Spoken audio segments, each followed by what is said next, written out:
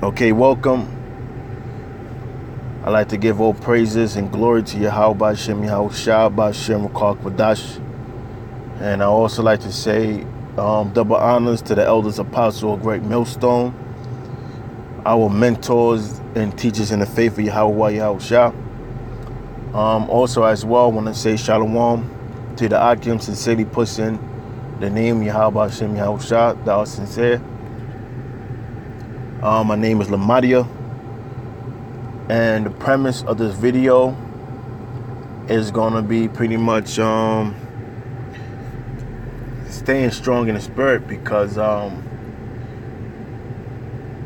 being in the faith, you're going to undergo a lot of setbacks and a lot of distress,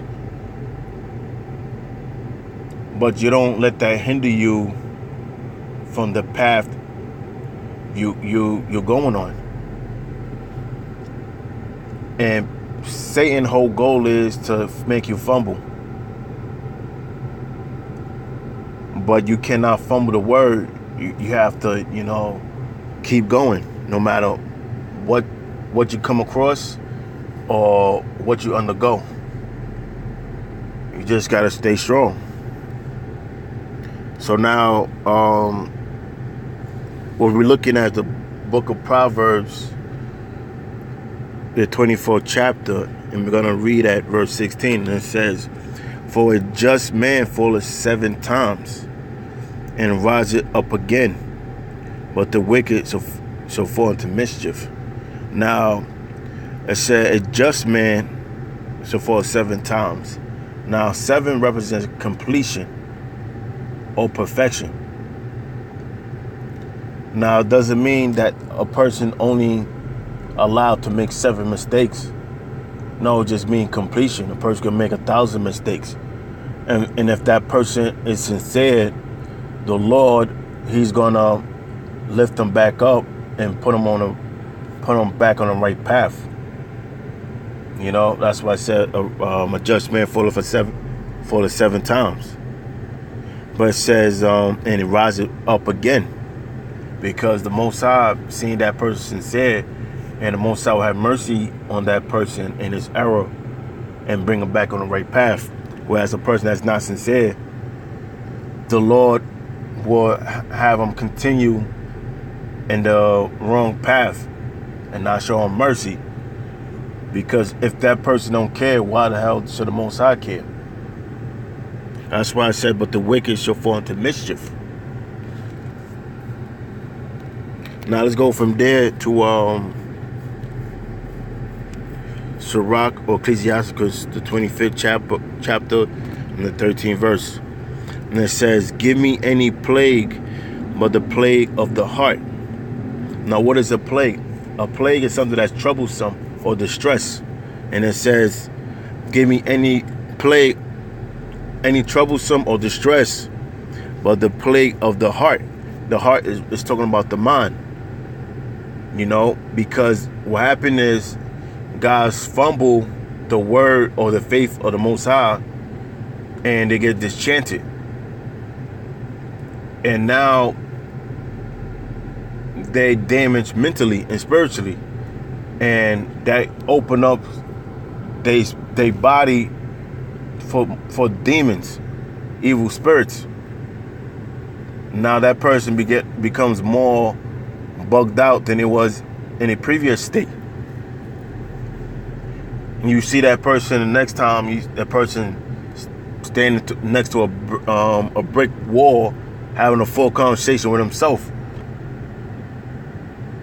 That's what it says, give me any plague but the plague of the heart, is the mind. Because once you lose that mental, spiritual discretion, you're vulnerable for spirits. And that's something you don't want. And it says, in any wickedness but the wickedness of a woman. Yes, any wickedness but the wickedness of a woman. So I'm gonna go back. It says, give me any plague but the plague of the heart. So, other words, there's nothing wrong with suffering, as long as you're not suffering mentally. because you're able to endure if your mental state is still there. And what keeps us going in the spirit is the faith we have in Yahweh Shem Yahushua and searching through the scriptures. Because, like I stated earlier, Satan wants you to fumble this word and put down your weapons, because the weapons that the Lord had given us to combat these spirits is the scriptures. And that's how we combat, these negative thoughts. But the moment you put your weapons down, that's when Satan gonna try to gut you in a gut with a sword and behead you. And as we get closer to the time, Satan's gonna come even harder. And pretty much he's not slap boxing with you no more. Now he's taking off the gloves. And he going for the stomach shots to make you fold and go on the ground, not get back up. But you gotta keep your weapons in your hand, which is the scriptures, so that don't happen. Okay, so let's go from there to Proverbs, the 18th chapter and 14th verse. And it says, the spirit of a man will sustain his infirmity, but a wounded spirit who can bear. Now it says, spirit of a man will sustain his infirmity. Now, infirmities is a mental or physical weakness. Sustain means to strengthen. So the spirit of a man will strengthen his mental or physical weakness, as long as he have faith in Yahweh Shem Yahushua. Because that's what hold us up and keep us standing. Because the moment you push that to the side, Satan's going to pretty much knock you out and drop you. So that's why it says the spirit of a man will sustain his infirmity. Because what's keep us going and back on the right path is the mercy of the Lord. Even though we make mistakes, because mistakes we're going to constantly make, but mistakes are meant to be corrected. And if you're sincere, the Lord will, bless you and increase your understanding and knowledge, as long as you're sincere. So I read one more time. The spirit of a man will sustain his infirmities, but a wounded spirit who can bear. Now a person's spirit that is wounded, and that's a person that already dropped the weapons and he no longer want to fight. He put down the scriptures and he's vulnerable for all of the attacks from Satan.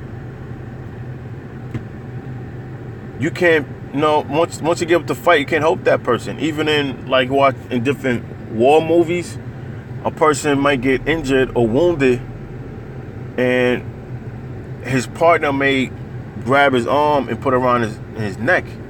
But if that person's able to walk somewhat, you're able to take that wounded soldier and bring him to a safe zone or to save his life. But if both legs is gone and you got to carry his whole weight, now you're putting yourself in jeopardy for you to be in danger now. Because now you're carrying your weight and his weight, and the enemy was going to attack you now. Because now you become defenseless. That's what I say, a wounded spirit who can bear. The word bear means to carry, to lift up.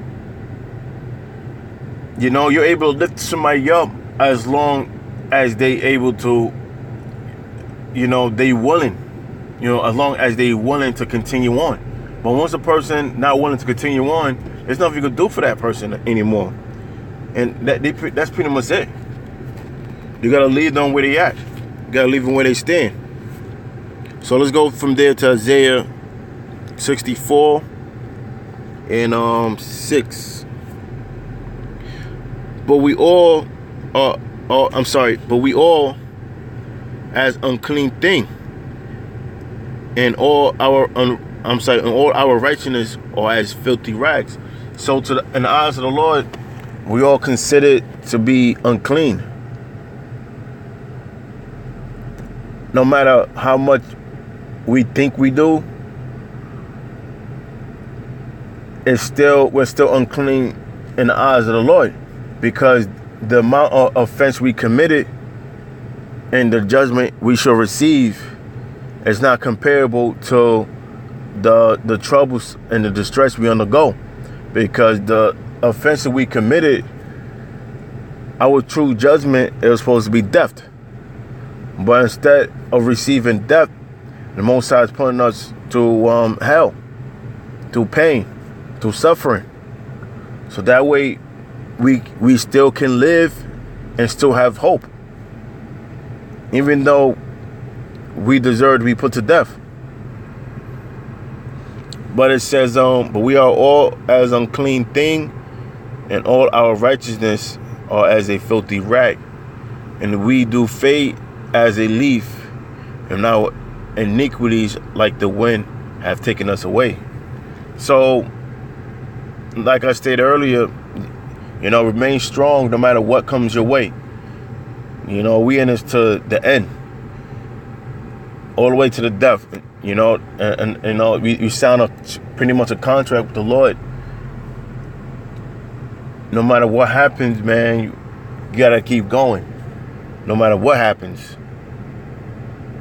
But with that, I'm gonna say Shalom, and again, all praises and glory to Yahweh Shem Yahushua, and I hope this video was edifying. Shalom.